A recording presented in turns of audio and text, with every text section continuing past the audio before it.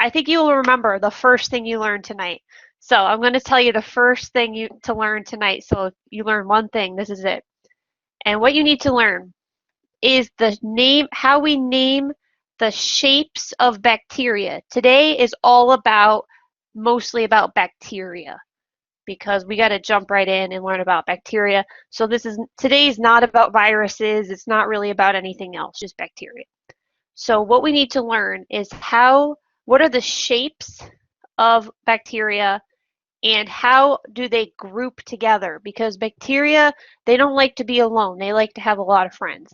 So we need to learn the shapes and the groups. So the first shape that you need to know is when you see a bacteria that's a circular shape, just a boring circle, we call it a coccus. And if there's multiple, it's cocci. So say it out loud now. Circular bacteria, it's coccus. You're going to see bacteria that are shaped like rods. So when you see a rod-shaped bacteria, it's called a bacillus. Say it out loud at home. Bacillus, all right? The next shape you're going to see, it's a bent rod. It kind of looks like a banana or like a fat cheese puff. So a curved or a bent rod.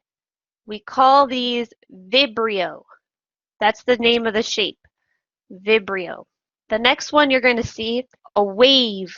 All right, so these are called spirillum. And then the last major shape, it's a corkscrew shaped. When you see the corkscrew shape, you can tell the difference between spiral and corkscrew. These ones are called spirochetes. All right, so you need to know these shapes. Now, sometimes you see a bacteria that kind of in between a circle and a rod. It's like half and half. It's almost like a oval. These ones are called coccobacillus. So they're kind of in between the two. Sometimes you see something that doesn't have any defined shape at all. It just looks weird, like you can't tell what it is. That would be called pleomorphic. So pleomorphic, pleo means many and morphic means shape. So it really means many shapes, but you could also say there's no defined shape. Like I said, bacteria, they do not like to be alone. They like to have a friend. So sometimes you'll see two bacteria that are together, like two coccus that are stuck together. Whenever you see two, you use the prefix diplo. Diplo means two. So if you see two coccus, it would be a diplococcus. If you saw two bacillus next to each other, it could happen. It would be a diplobacillus.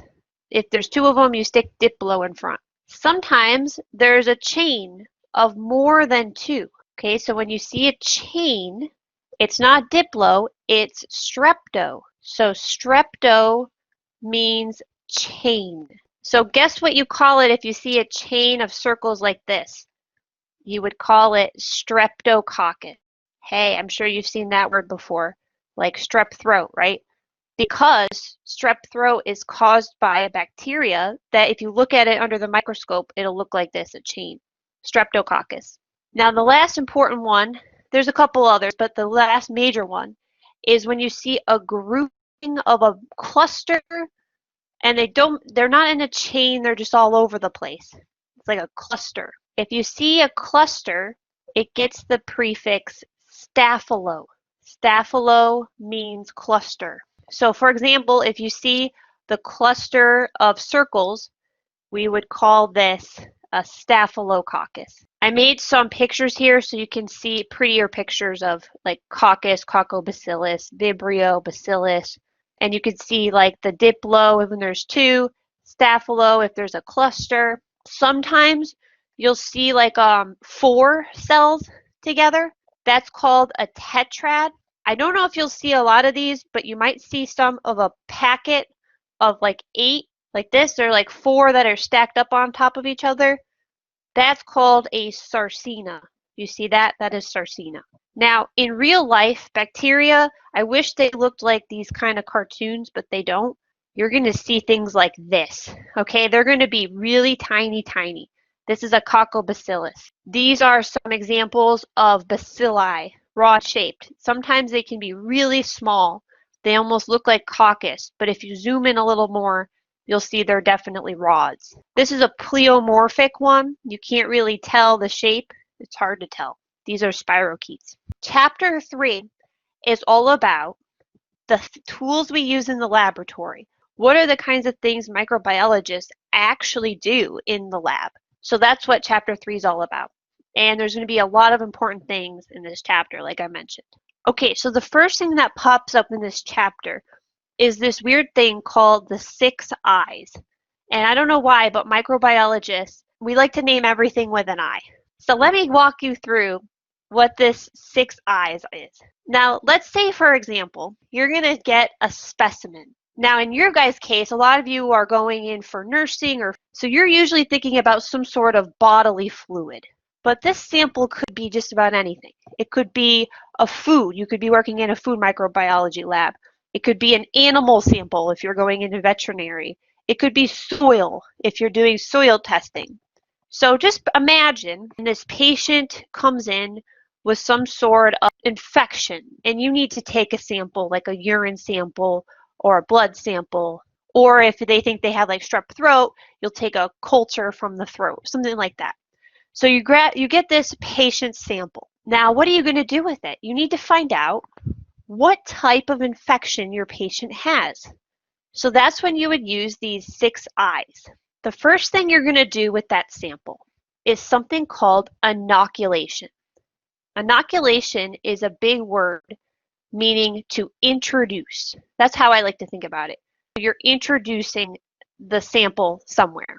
Now think about it like when you get a vaccine, you're getting an inoculation. They're introducing the vaccine. So for example, if you got a patient throat culture, you would need to inoculate it onto an agar petri dish, agar media, so that you can grow a lot of whatever bacteria is there.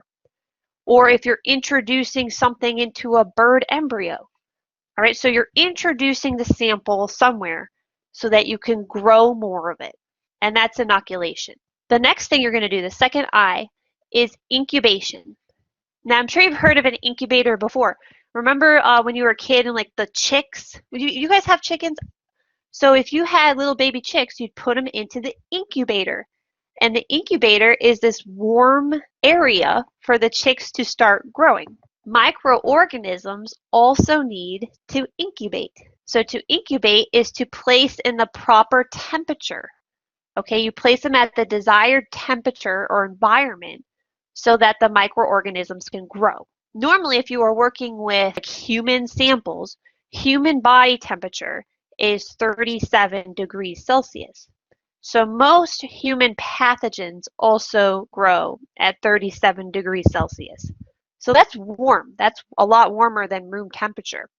So microbes like a nice warm environment. The colder it is, the slower the microbes grow. And sometimes bacteria can grow in days.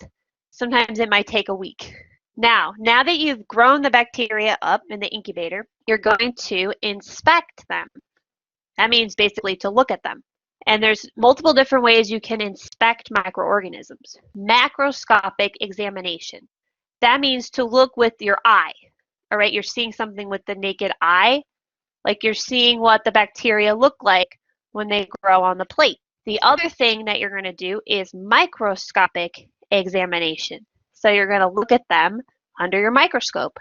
And when you do that, you're going to use multiple different types of techniques to look at the bacteria.